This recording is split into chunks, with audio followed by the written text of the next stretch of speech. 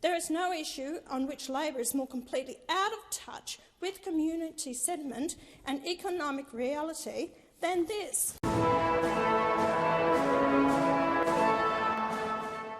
Labor's record immigration policy does much more than place pressure on our infrastructure. It puts pressure on our public health system, with hospital emergency rooms overflowing every day.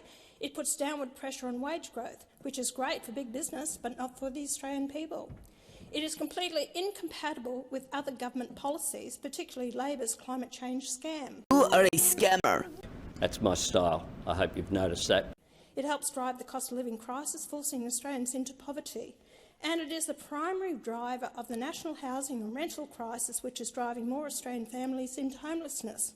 That's my style. I hope you've noticed that. Research shows that for every 2 new migrants, another dwelling needs to be built to accommodate them. However, we are starting from way behind. There is an estimated shortfall of at least 650,000 homes in Australia already. I am sick and tired of hearing Labor blame the previous government for high immigration, lack of housing and our overwhelmed public health system.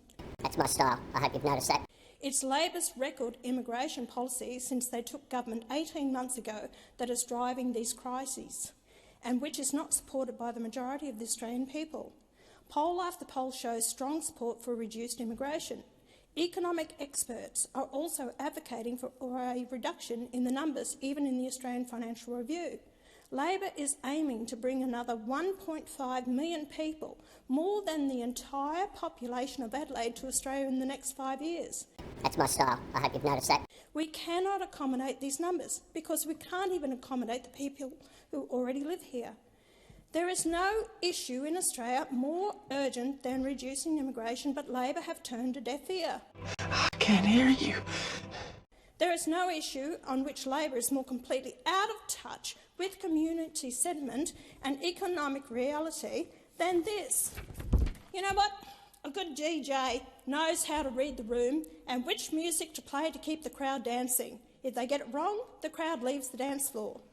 As this week's news poll has shown, the crowd is leaving DJ Albanese's dance floor. There was a great atmosphere, and people were saying this is better than heading up to the local club for a rubber chicken dinner, which is often what Labor Party functions tend to be.